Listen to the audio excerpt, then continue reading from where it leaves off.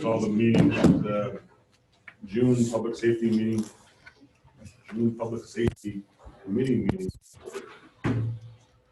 Madam Clerk, can you do a roll call? James Linder.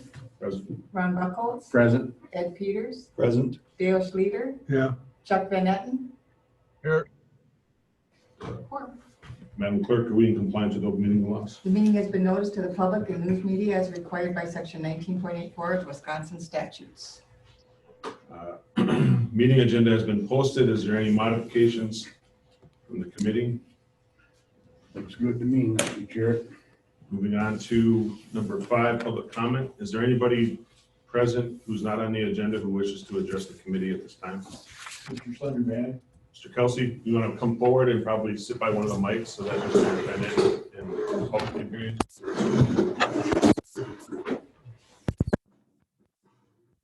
I just wanted to say that after a whole bunch of years working with the Kelsey, can you just state your name for the record? sure, Mark Kelsey. After a whole bunch of years of working with the EMTs in this county, you kind of get to appreciate how much they do. Well, when you're a patient of theirs, you really get the chance to find out what a great job they do. About a week ago, I ended up paralyzed on the floor at my house, and the ambulance crew came, and I got to say they did an extremely good job of taking care of me and getting me to the hospital. And I also found out there's about 109 bumps between my house and the hospital. So I just wanted to appear in person and say thank you to the folks that worked that ambulance. They did a great job, and it was sure nice that they took the time to help me and get me to the hospital safe. Thank you, Mr. Kelsey. Anybody else have any public comments? Anybody online? All right, moving on to number 6, draft minutes from the May meeting. Has the committee had a chance to review the draft minutes?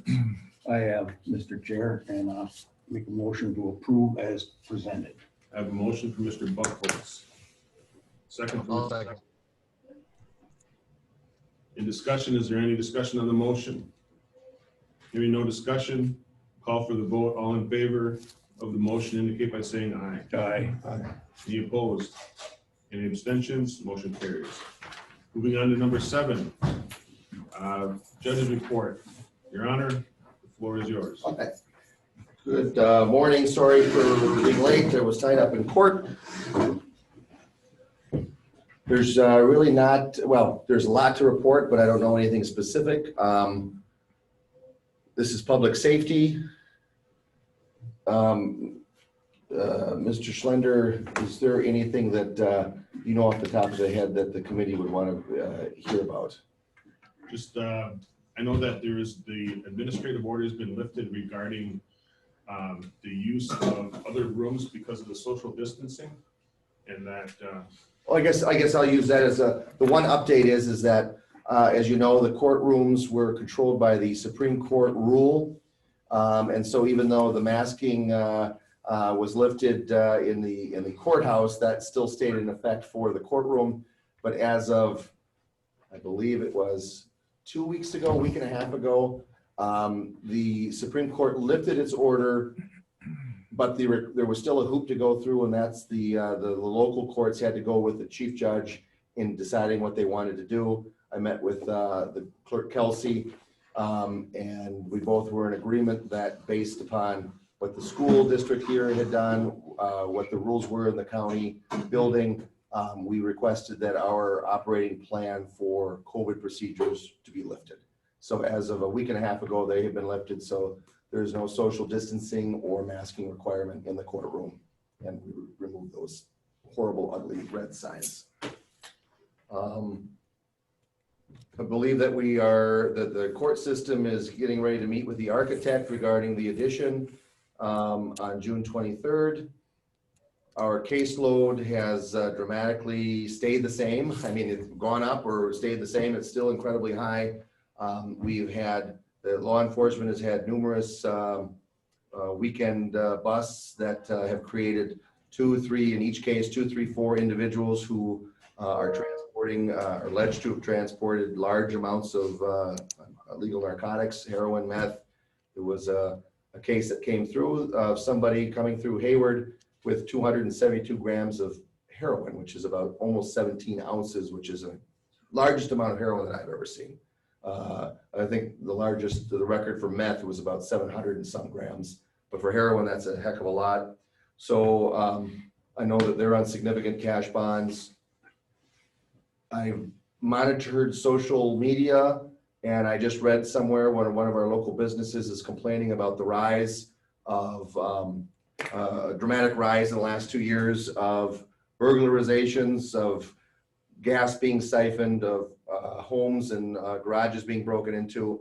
And while I haven't done any official studies or haven't asked anybody to do that, or I'm not a social scientist, in my opinion as the circuit judge, that is clearly tied to this dramatic problem that we have with these drugs. And obviously I've stated this in other committee meetings that obviously everyone's been concerned about COVID in the last year. And unfortunately, the dramatic use of these drugs has taken, if not a back seat, then it has had to share the spotlight with some of the problems that we're facing.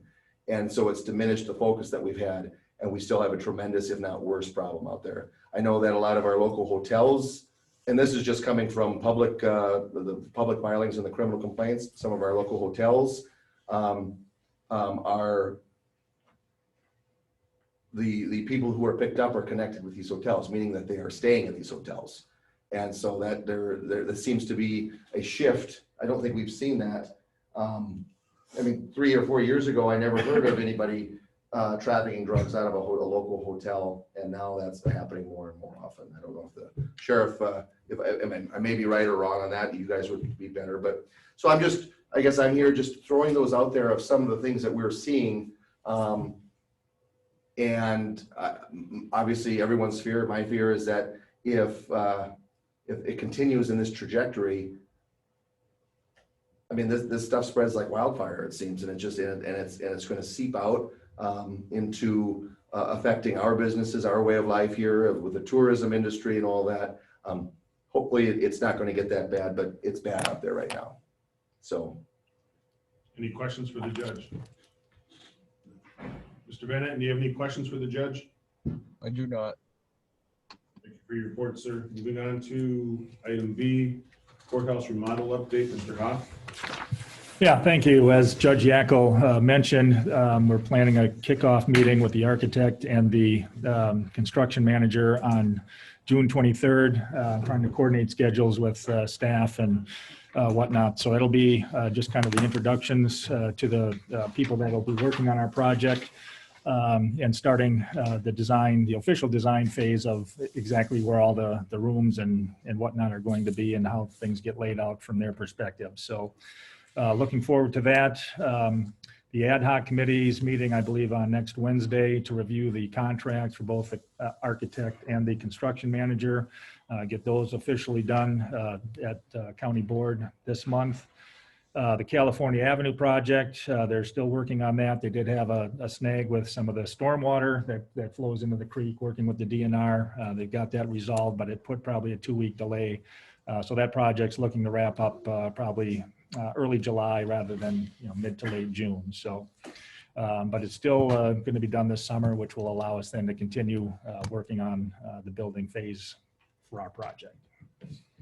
Any questions for Mr. Hoff regarding the courthouse remodel update? Mr. Bennett, do you have any questions for Mr. Hoff? I do not. Thank you for your report, sir. Moving on to number 8, clerk of court report.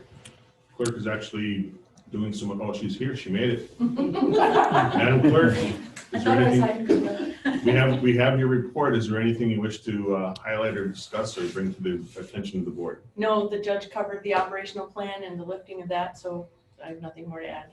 So just for clarification for the committee, the operational plan required that the assembly room and other rooms, other offices in the building be made available for court jury proceedings as part of the social distancing.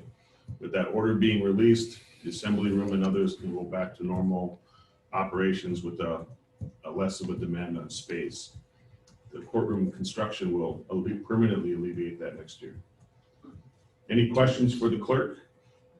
I just got one, Mr. Slender. I'm looking at this and it says that the judge, 2636, is that you, Your Honor? Is that, Yes, Yes.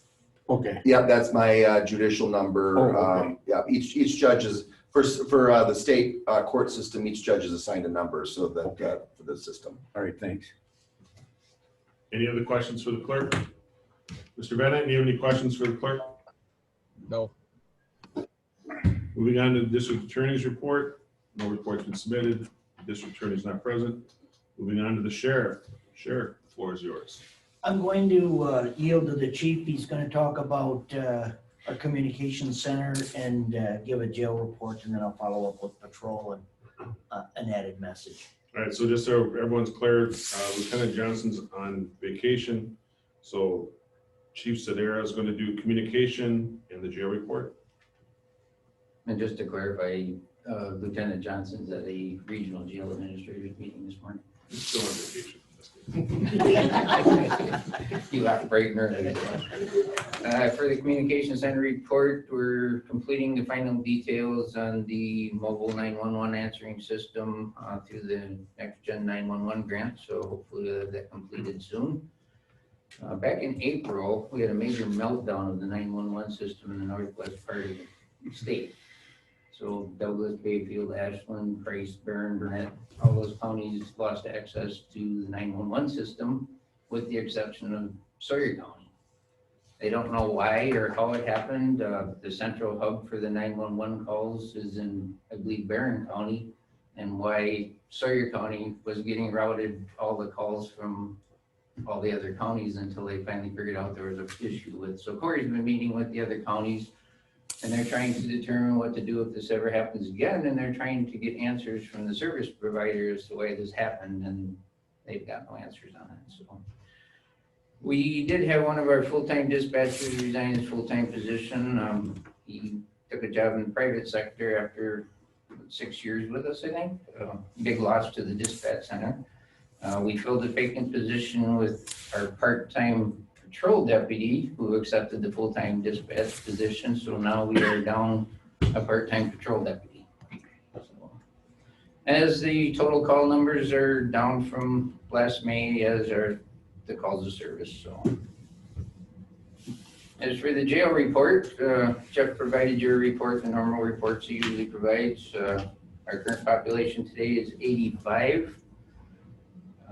Of those 85, 14 of those are state prison inmates yet. So we're still holding a large amount of state prison inmates. We managed to get 2 to prison, which left today. So we did have 16. So.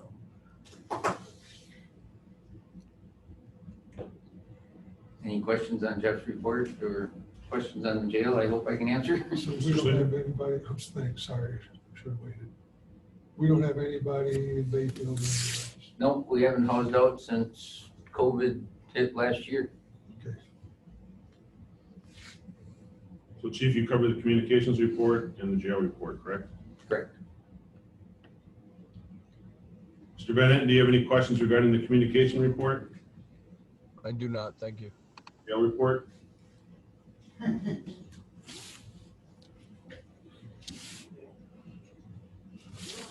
right. Communication systems specialist report, is that part of that too? That's the radio report from John Crook. Yeah, and I believe, did he submit? He did. Yeah. So. A work in progress. Well, it sounds like it's working, so that's a good thing. Who's going to do the patrol report? I'll do the patrol report. Lieutenant Lutitsky submitted a patrol summary there. I want to highlight a couple things. I know it's been a concern and a legitimate concern here. Last year we had record numbers of traffic fatalities. As far as enforcement, I think a lot has to do with the lack of enforcement last year, and that's a national issue across the board, obviously including at the state level and the local level. Law enforcement administrators in all agencies were very concerned about our patrol staff being exposed to the public when COVID first came out. None of us knew what it was. So with that, you know, there was a lot of standing down when it comes to patrol staff being assertive in the traffic enforcement. And I think that had, without question, a lot to do with the increased crashes, injuries, and deaths on our roads locally and at the state level and nationally. We did have, as the lieutenant there generated a report as far as enforcement. We had 176 traffic stops.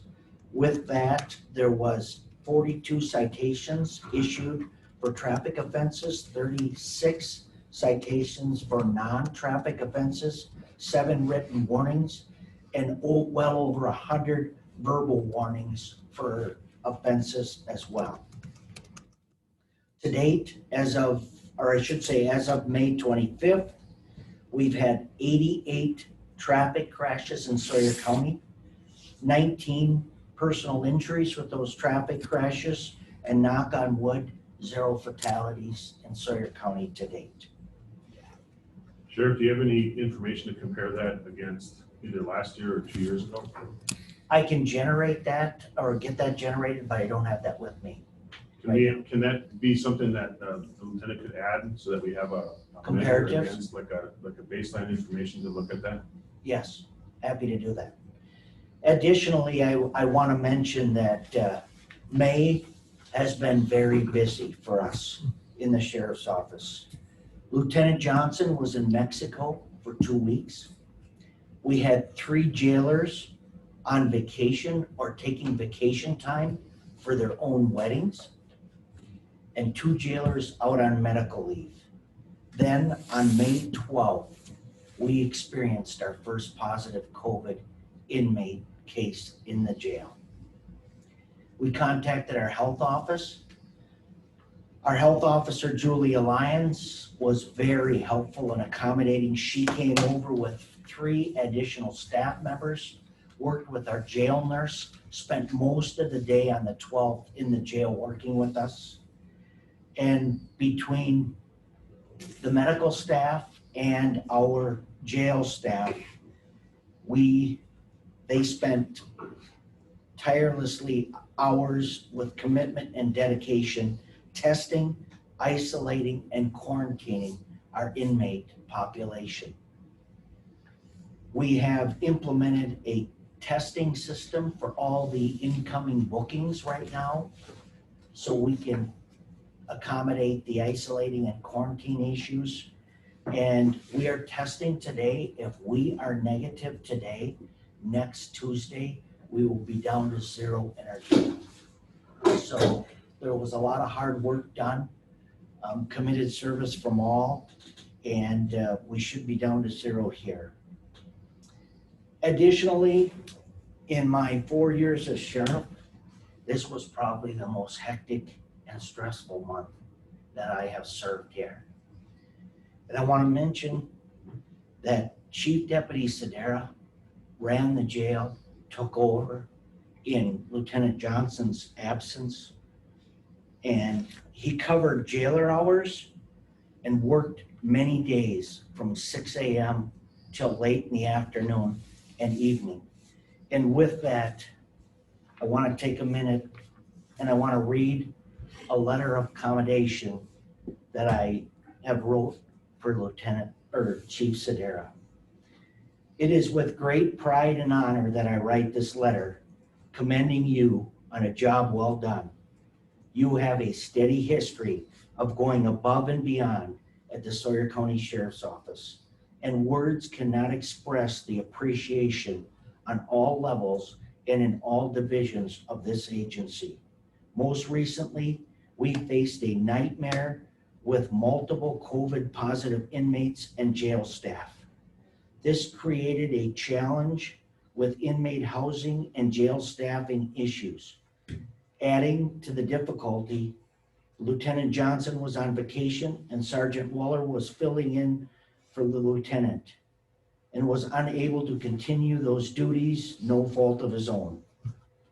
During this time, you worked countless extra hours covering multiple other agency positions, all while handling your chief deputy's duty, and did so with your ever-present positive attitude. The Sawyer County Sheriff's Office continues to benefit from your hard work, dedication, and experience. This letter of commendation is a small token of great appreciation I have for you, your great work ethic, and your counsel. I am very honored to work with a professional such as yourself. Thank you for all you do serving Sawyer County. I'm very honored and proud to serve as sheriff, but it is a greater honor to serve with you as our chief deputy.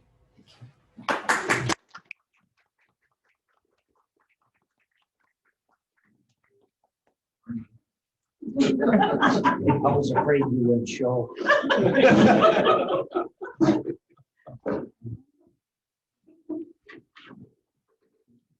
Well, Chief, I can, the letter speaks for itself, and, yeah. I'm gonna ask for this, though. Chief, I know that you're someone that avoids attention and everything, is probably really tough for you right now, but, this is the example that we've seen from, from all of the county employees, and so, probably over your objection, I'm going to ask that this letter be forwarded to the full board for a reading so that the entire board can also express its appreciation for the work that you do. So probably going to have to make you come to that county board meeting. I agree, Mr. Schlender. Mr. Chair, I'd just like to also mention with the 3 jailers out for weddings, 2 out on medical leave, we had 2 tests positive. So out of our 14 full-time jailers, we were down 7, half of our full-time staff.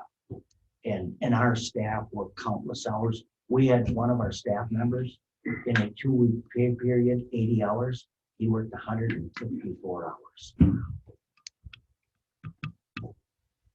So kudos to all of our staff as well. They got it done.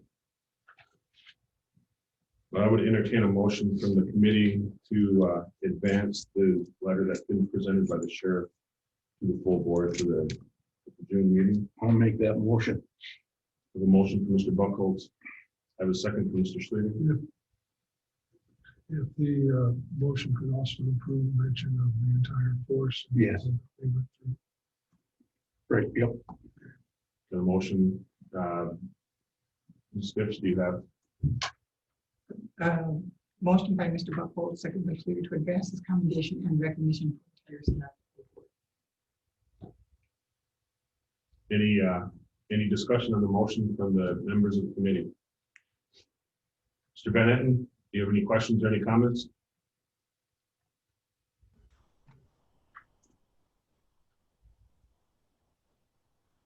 Mr.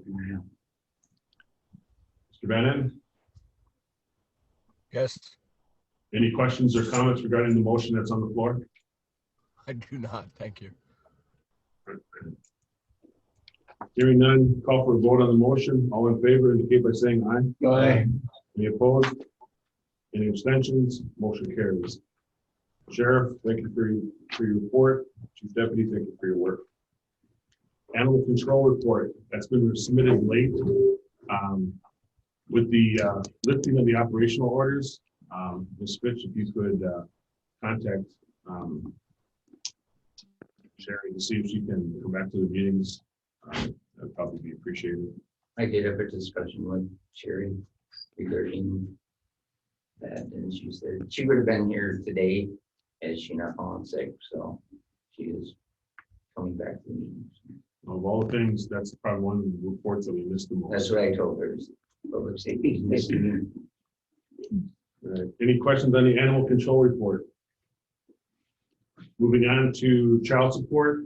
This report was submitted, but Mr. Hoff, we need to make sure that Director Okamoto includes the county clerk so that we can get that included. Yep, I just sent her an email this morning. Is there any questions about the report? It's not on the file, but it was sent to, I know I received a copy. I don't know if the committee received that copy. I read it this morning,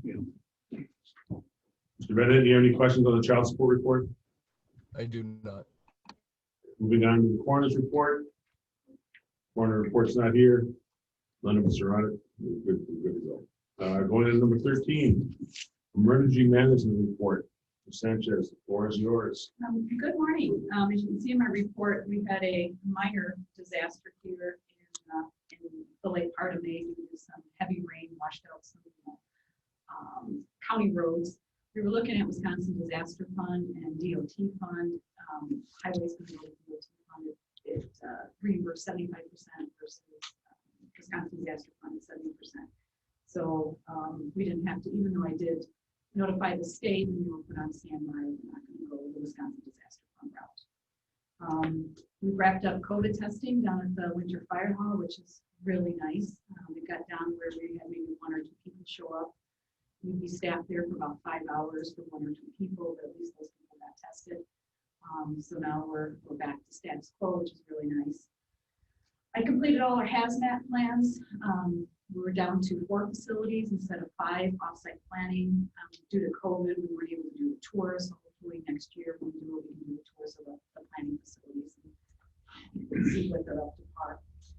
And I have a bunch of exercises. I'm trying to get, one thing COVID has taught me in my husband's death is life is too short. So I am trying to make sure that if I retire here in a short year or 2, that all the emergency management stuff is up to par, and we're on a 4 to 5 year cycle of exercises. So I'm trying to make sure I get the full exercises in the next year or 2. So I've kind of jammed them in now that the thing has been lifted. So I have multiple exercises throughout the summer and more planned for the fall and winter. What kind of participation do you need for exercises? Well, for the XL Energy Dam one, it's run by them, but they're taking out the Chippewa Village Dam. So it's and it's a hybrid, so it's virtual and tabletop, where people, participants, whether you're citizens or EMS, fire responders, see what's going to happen. So we'll do the flood inundation, so you can see where all the houses will be impacted now. This road goes out, how do you reroute them? So it's pre-planning in case something like that does happen. So anybody can participate. It's open to citizens. The multi-county hazmat one is on July 7th. That's going to be, it's Bayfield, Sawyer, and Ashland County. And we're taking out the small town of Clam Lake with a hazardous material dump that will have to reroute those major thoroughfares. And if you guys have been up there, there's really no place to really reroute if something happens. So we always do the worst case scenario, and that'll be held at the Cable Fire Hall. So because they'll be part of it too as part of their response. So anybody is welcome to attend. That one will be in person, will not be virtual. The Patriot Exercise, that's one I've been working on for the state exercise. That's coming up, and that's huge. That's 30,000 moving pieces from all over the United States. I'm getting a real good learning curve on this one. How to work as a citizen with the military. Doesn't work. It didn't work when you were in the military. No, it didn't. So it's been a stressful thing, but I think it's coming together. I'll be going down there a week from Saturday to get set up, final walkthrough on Sunday, and then we get the ground running on Monday, Tuesday, Wednesday. So. Any questions for Ms. Sanchez on the report? Mr. Bennett, do you have any questions for Ms. Sanchez? I do not. Thank you for your report. Number 14, Criminal Justice Coordinating Council update. There is nothing to report. We're in the weird scheduling cycle that our last meeting happened before the main meeting, and our next meeting is after this meeting. So, nothing to report from CJCC other than, I guess, they're at full capacity. Number 15, ambulance. Well, it's nice to actually see everybody's faces now. Long time coming. I just want to put out there that the first COVID patient we transported that was confirmed was May of last year. We're still seeing a few of them, but not to the numbers that we used to have. So that is good. Besides the report that I submitted, I just want to cover a couple things if I can read my handwriting. We did put out offers to 3 full-time staff members. Within the next couple of weeks, we'll start orientations with them, when they do their usual 2-week notices for their current employers. I do want to say that, I don't know if I've had in the past, but we have some amazing employees too, just like the Sheriff's Department. And I think it speaks wonders when we have these staff that are now coming on board, leaving Mayo Clinic, leaving North Memorial, and coming over here to work for Little Sawyer County, So we do have some great staff. One of them, I just want to speak to some of her experience. She has been a medic for at least 15 years, comes from Charlotte, where they run about 700 plus 911 calls in 24 hours. So she has amazing experience, and she's extremely excited to come and work for us up here. She originally graduated from Hayward and then moved down. So, and then with that, so we do have 2 paramedics that will be starting, 1 EMT. We have currently 1 paramedic full-time spot that is open. However, with all of our students and everybody that's been going through, my master plan was to hopefully recruit some of these. We do have testing on Saturday. So I did get 1 application, I think, kind of hey, once I get done, I really love the position. So I'm really, really hoping that we're fully staffed, which is huge. And then I did bring with me, one of the big things that we've been working on and the state's been working on is new statewide EMS protocols, medical direction type protocols. And they're about 368 pages. We did sign a letter of intent with Dr. Lang to be switched to those once they are made available and approved for us to use them. So I'm kind of doing a little bit of light reading to figure out what's all in them. But what is exciting about that, or what will be nice about that, is that all of our students are trained in the state protocols.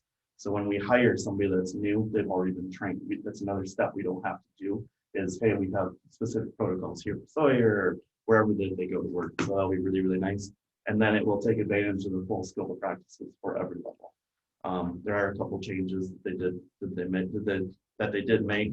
The only unfortunate part is that we have to train up on them. And of course, it's busy season. We just found that out for Memorial Day weekend. I believe we had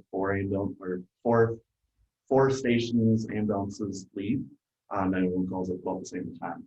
So we're back. Besides that, it is also great to start getting requests for events. And we're planning, and I think everybody knows, it's been told to us that, it's going to be one of the busiest summers. So we're all trying to prepare for that. But we have exceptional staff. We have, positions that are getting filled, which is just amazing to me, unlike some of our other outline services. And then I did talk about the PHTLS class that was put on by Regional Trauma Advisory Council, paid for. We did have 12 staff members, which was the cap for that class to attend. That did attend free of charge. So, and that's for trauma. And then, as always, with the new report time, our volume is a little bit skewed. I will update that with Lynn.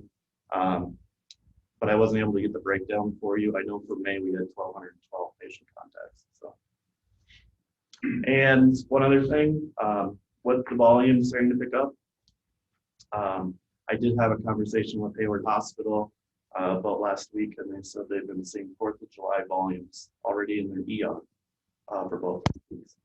So it's getting busy. So other than that, I don't have anything. Thank you. Later. Collections, Uh, any improvement? So I just had a conversation with our lead biller yesterday, about an hour and a half worth. We still have another conversation with the owner of the company. But we were talking about a lot of this outstanding collection amount.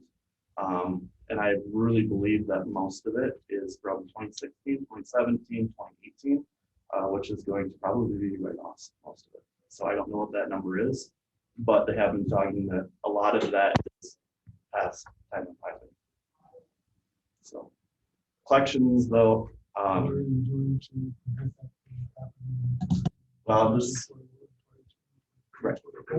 So this is the conversation that we've been having with the new owner. I mean, this was previous to them.